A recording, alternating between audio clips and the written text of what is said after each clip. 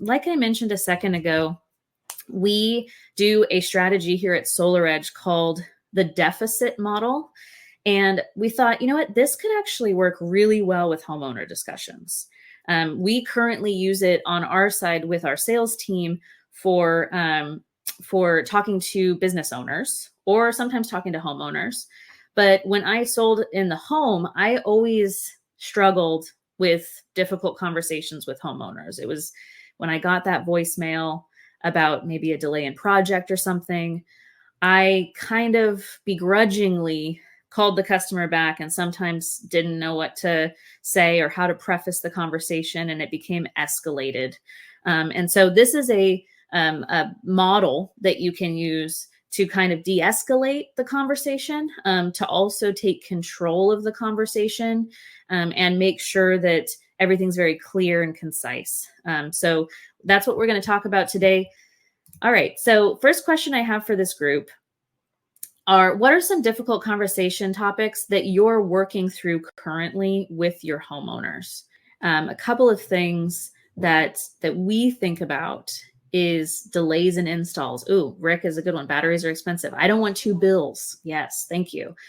How do we navigate 3G shutdown? Net metering's confusing. Looking at multiple quotes. Yeah, gosh, these are all great ones. The ones that we came up with that are common: delays in install, added installation costs. Maybe it's a main panel upgrade. Yeah, weather delays causing delays in project timelines. Thank you. So system maintenance delays, maybe it's after the fact. They need maintenance and there's challenges. Customer expectations not met. So that's that two bills one. You know, it's like, gosh, I thought I wasn't going to have two bills. And these are all conversations that come up after the sale and sometimes after the installation that we work through. So let's talk about the mindset of approaching these.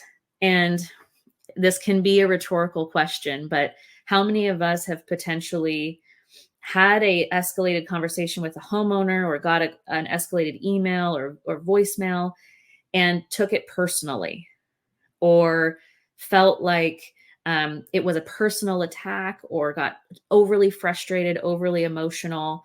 I will be the first one to say, like, this is my problem, is I potentially get defensive.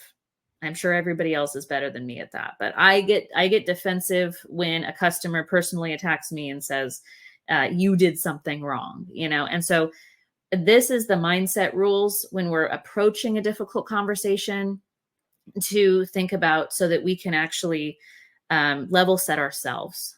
So think about the conversation as slow and relational versus fast and tactical. So maybe some of us, let's say there's a delay in a project. Some of us just want to call that customer back and say, look, I talked to the installation partner and they're going to install it next week. Okay. You know, and just kind of try and de-escalate, but just solve the problem right away. Sometimes these conversations, in order to make sure we're building that relationship with the homeowner, needs to be slow and relational.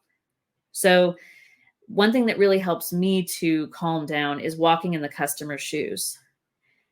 Would I be upset if I had two bills? Absolutely. Would I be upset if there were delays in project timelines? Probably. You know, so walking in the customer's shoes, allowing yourself to understand what's at stake for them. More cost. Maybe they're concerned because of them signing up and they're regretting their decision. You know, what's at stake for that customer? The objective of a difficult conversation is always to come to a compromise and gain an agreement. So we can't think, well, I'm going to tell this customer how it is. No, we're going to come to a compromise. We're going to gain an agreement. Come to the conversation with curiosity. Maybe we don't know the underlying issue here. Maybe we need to really listen and actively listen to the customer. And if we want to get referrals and have a referral base from these customers, we have to remember that it's a partnership and not a two-way street in a lot of cases. You know, the old saying is the customer's always right. I change that a little bit to say let's approach it with curiosity. We're going to be open-minded, right? Because it's a partnership. It's not a two-way, not a one-way street. So here's the difficult conversation flow when we're thinking about how to set it up. This is where our deficit model comes in, and that's really what we're going to focus on today. One key thing about deficit too is it's not just for customers. Frankly, it can be used for peers. It can be used in personal situations to really de-escalate any tough conversation.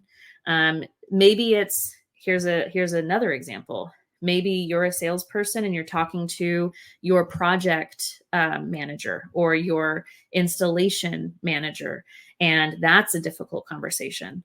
You can use deficit in those conversations too.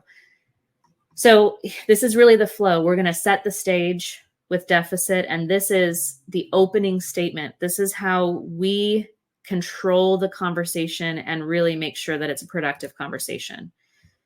But then we have to turn it over to the customer with active listening, asking questions, and we have to ask questions in order to navigate to a solution so that we can get to next steps. Some of you might be looking at this and thinking, that's way too much stuff to remember. Like, this is way too many steps to remember. But I guarantee you this is actually much faster than it looks. How many of us have had a customer conversation that's lasted 30 minutes and it's just the customer yelling at us on the phone or something? This is going to avoid that. And that's what we want to do, is we want to avoid that type of situation. Okay, so I have a voicemail for you. I hope this doesn't give anybody PTSD because it's a homeowner voicemail. So let's listen to this and see what this customer scenario is and how we can solve it.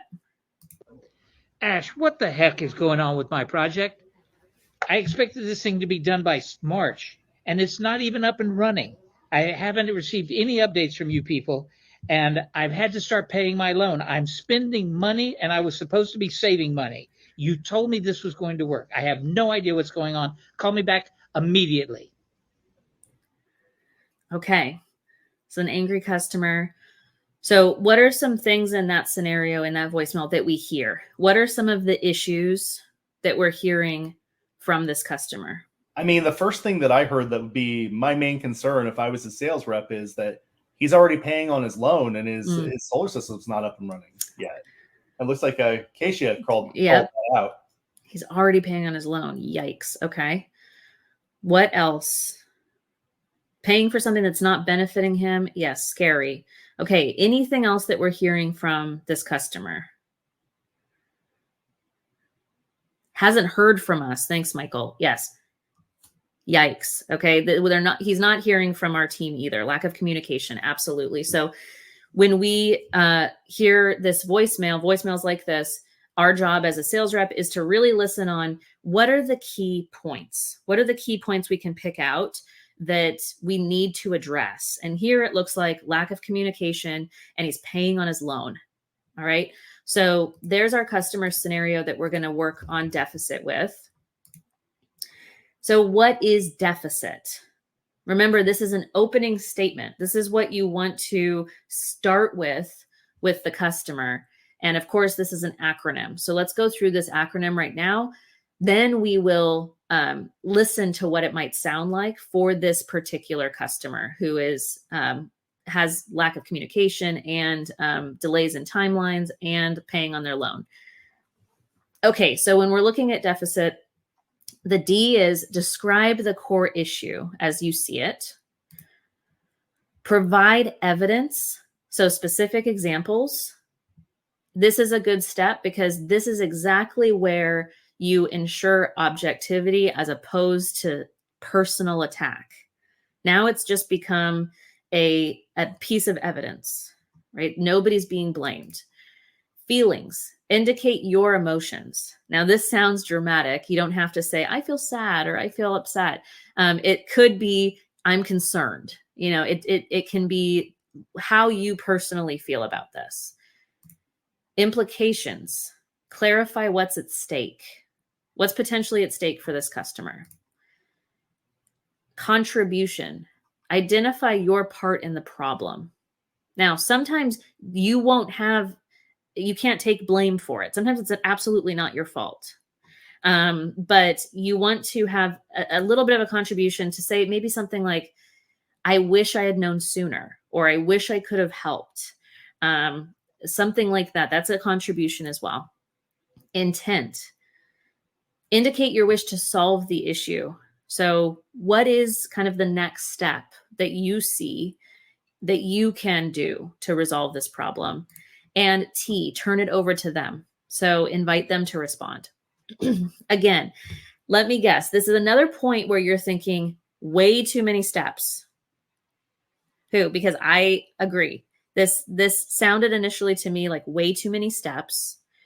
But here's what's good is if you prepare this, number one, each of these bullets should be one sentence or half a sentence. They don't have to be a monologue. It's not a paragraph. But number two, if you outline this before you call the customer back, then it allows you to prepare exactly the statement that you want to say to the customer. And frankly, this also works in emails. So sometimes what I'll do is I'll prepare this deficit statement. I'll talk to the customer. I will use that deficit statement. And then in a follow-up email, I'll use it again so that customer, it's a recap essentially. So remember, we heard that customer voicemail. He has not heard from us. The installation's been delayed, and now he's paying on his loan. So let's hear what deficit might sound like for that customer. Ash, you want to go for it? Yeah, absolutely. So if I'm understanding the issue, your installation has been delayed and you've not been receiving regular updates on the install timeline, and resulting that you've had to start paying your loan without your solar producing. I understand you're frustrated because of the delays and the lack of communication, and I would be too. This is costing you more money than what you're paying before, and it's souring you on the solar process in general. I wish I would have personally checked in with you more often. I may have been able to escalate more quickly. For that, I sincerely apologize. So what my next steps are to work with the project coordination team directly to get you a timeline for your install. Additionally, I'll look into how we can alleviate some of the pain caused by starting these loan payments before your system's online. What are your thoughts? Okay. So I want to hear from this team what your initial thoughts are about this format and how this sounds to you for an opening statement with this customer. So give us your feedback in the comments box. I want to hear it. But as you see, it really lays out the situation. It allows you to control the conversation. It goes to a solution. And then the really important thing is we want to turn it over to the customer at the end because we have to hear, then it becomes a negotiation. That's when the negotiation starts. So we have to turn it over to them. You might be thinking, gosh, I wish that my customers would actually allow me to get all of this out before they interrupt me. Because a lot of times a customer is going to jump in, a customer is going to jump in somewhere here. And there is something missing within this format. And to me, it's kind of an introduction. So we wouldn't, when we call the customer, right, we wouldn't jump straight into a deficit statement, right? We have to obviously give a greeting and give an introduction. And really what that is it's asking permission. So if we got that voicemail and we anticipate that customer is going to start yelling at us as soon as we get on the phone, we want to ask permission to avoid interruption and to de-escalate from the beginning. It allows you to take control of that conversation. So this is before deficit. We want an intro. So Ash, if we could do the intro, and then I'm going to go straight into deficit again and show it on the screen so that you can say it right afterwards, so that we can hear what an intro sounds like. I'll play the role of the customer to give permission, And then if you could say deficit one more time, I think that we'll feel comfy with the whole format. Yeah, absolutely. So, Michelle, I received your voicemail. I understand your frustration. It sounds like there are a lot of factors at play here. Just to ensure I've got my facts straight, would I be able to take 1 to 2 minutes to lay out the situation as I understand it? Yeah, I guess so. Okay. So, again, if I'm understanding the issue, your installation's been delayed and you haven't been receiving regular updates on the new install timeline. And that's resulted in you having to pay on your loan without your solar producing. I completely understand being frustrated with the delays and the lack of communication. I would be too. I'd be completely in the dark. This is costing you more money than you're paying before, and it's souring you on the solar process overall. I wish that personally I would have checked in with you more often. I may have been able to escalate this issue more quickly. And for that, my sincerest apologies. My next steps here are going to be to work with the project coordination team directly. That way we can help to get you a timeline for your install. Additionally, I want to look into how to alleviate some of the pain caused by starting those loan payments before the system's online. What are your thoughts on this? Great. So I really like how it starts with the intro. That customer gets a second to give permission, and then there's the opening statement. Rick, you have a great point here. Like, working with an angry client is better than simply going on the offense. The client interruptions can be scary, though. Absolutely. But you know what I think we do sometimes? If we don't prepare a statement like this, and maybe it's just me, but when you go into a difficult conversation without preparing a statement like this, you end up talking for 2 to 5 minutes and just monologuing, trying to, give a solution or an answer to the question without confidence and strength, because interruptions can be scary. So that's always my thing is I want to be like, really apologetic and really trying to lay it on thick, and making them feel better about themselves. But in fact, I feel like I sound much less confident when I do that. In this situation, you're not dismissing the customer. You're not dismissing their feelings, but you are going at it with confidence, to ensure that customer can de-escalate. Keisha says that she really likes the turn it over to them, makes them kind of step out of the issue and think rationally. Yes. It's also opening it up to negotiation. If you came to them and said, my next steps is to work with the project coordination team directly in order to get your timeline ready for install, alleviate some of the pain caused by those loan payments, then you turn it over to them, and it allows them to say yes or no. Like, yes, I agree. This is okay, that sounds like a reasonable approach. I will be ready. What's the time frame for this? When can I expect to hear back from you? Or they can say, no, I don't think that's acceptable. What I want is this. And then it's allowing you to get into negotiation mode if you have to. Yeah. So Georgina, great. A prepared statement would keep the conversation moving forward. I agree. So let's keep going with this. We have a couple more examples, but after you turn it over to the customer, you have to actively listen and empathize. We turned it over to them, so we would need to allow them to talk and not get defensive at this point. Let the customer speak, repeat key points back to the customer, ensure that you are showing understanding and that you're actively listening. Take notes, because if there are additional things that come up, you want to make sure that you hear those and that you can repeat back to them. Invite the customer to tell you more. So if the customer says something like, yeah, I'm just really frustrated about this entire process, and they say something like that and it's really vague, all you have to say is, I completely understand. Tell me more about that. What else has happened here? Like, just have them discuss it so that they feel heard.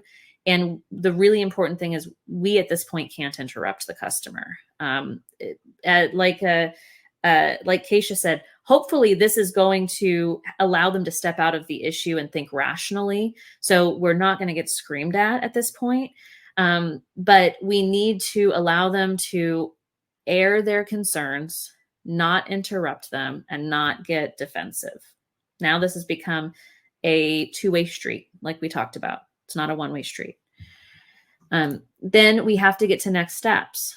So remember, when we turn it over to them, it may be a situation where they either agree with our next steps that we set up, or they don't agree and they tack on a couple additional things. We want to summarize, after they've just talked to us, we want to summarize the clear next steps with a time frame. So ensuring that you come to a agreement together that you both can buy into, clearly present the solution, follow up to ensure the solution has been solved and has solved the customer's concern. So, for example, if the next step is to talk to the project coordination team, make sure that you have a timeline on that. I'm going to reach out to the project coordination team this afternoon to make sure that we can get your installation back on track. And I'm going to follow up with you tomorrow morning with the results. Put a time frame to it so this customer knows that you're taking it seriously. And also that allows them to have a timeline and follow up with you if they don't hear from you.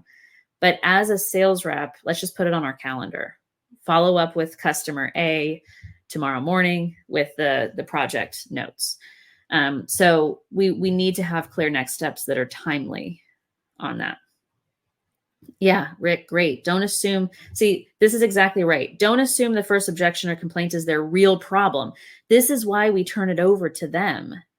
Because if we turn it over to them after our deficit statement, they could very clearly come back to us and say, look, yeah, I know, I screamed at you on voicemail about the project timeline and the loan and paying on the loan. But really, this entire process has been really frustrating from beginning to end. And this is other reasons why I'm upset. It could be that there's underlying challenges. Or what if it's something like, yeah, I just talked to my neighbor that got installed with solar last year and they're not even saving money. So I'm also concerned about that. So there could be something else. So we have to hear what else those are before we have a clear next step.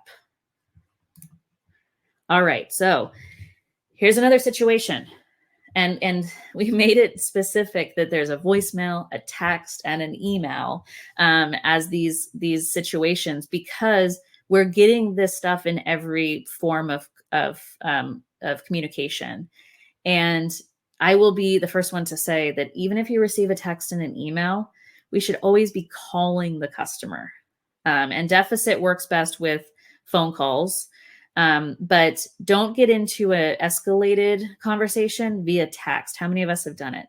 I learned it the hard way. Yeah. So we shouldn't be getting into an escalated conversation via text. It's really, really the worst case scenario in most cases. So you get this text from Lauren and she says, what is going on with my project? I had someone call and tell me that I was going to have to pay an extra $3,000 because they need to change out the main panel. I'm not paying that. Call me ASAP. So this is a text and we don't want to just text them back, right? We want to do the deficit on this. Whoops. All right. So I want to do a full demo of this. Just the whole conversation from beginning to end. I'm Lauren. Ash is going to call Lauren and do an intro, a deficit, and then we're just going to go through how the conversation with the active listening and the next steps might sound like. Okay? All right, I'm ready. Hi, Lauren. This is Ash with XYZ Solar. I got your message. I'm sorry you're experiencing this. Did you have a few minutes to talk through this situation? Yeah, I really need to talk about this. This is crazy. Yeah, I understand. So what it looks like is you might need additional work on your site that we didn't anticipate when we originally talked about solar. It sounds like the project coordinator called you and said it's going to cost you an additional $3,000. I can completely understand your concern. I'd be upset about that too. Personally, I wish that we'd caught this during the consultation or that we'd notified you that this was a possibility. What I want to do, let me get with our leadership team and see if we can do anything about covering some of the costs so that we can get your project back on track. Does that work for you? I mean, I guess so. I'm just going to tell you right now that if I have to pay $3,000 for, I don't even know what a main panel is. And if I have to pay $3,000, I'm going to have to cancel my project probably. I completely understand. Additional $3,000, additional project costs, that can be really frustrating. Main panel upgrades are pretty common in this area. I'm sorry I didn't catch it and account for it when we first met. However, even if there's an additional cost, I'm confident that solar is still going to provide savings over what you were previously paying for electricity. Let me talk to my leadership team to see what we can do. If we can't get those costs covered, let's sit down and factor that additional $3,000 into the original proposal to see how it affects your return on investment. That way you can see if it still pencils out for you. How does that sound? That sounds fine. So what's the timeline on this? When am I going to hear back from you? Yeah, so let me get with my leadership team. What time tomorrow would work for you to give you a call on the update? Yeah, tomorrow afternoon probably would be fine. I do want to hear about this. Awesome. So tomorrow afternoon around 1, okay? Great. Let's put it on the calendar. Awesome. Well, let me go get those updates and get to work, and I will talk to you tomorrow at 1. Great. Okay, so this was a quick conversation with the homeowner. Another thing to consider too is, and with the main panel upgrade situation, this is probably very common. Hopefully for I think a lot of you guys just, wrap it into the cost of the system from the beginning, or at least set the expectation with the homeowner that this could be an issue. But how many of us have even done that? And then at the end, when there's a change order, that homeowner has forgotten about main panel upgrade options or things like that. It could be a situation where they're just concerned about being charged $3,000. The point here is, if you notice, Ash didn't have a solution immediately, but he decided to call the customer and address this even before that. So that's a note too about addressing these difficult conversations.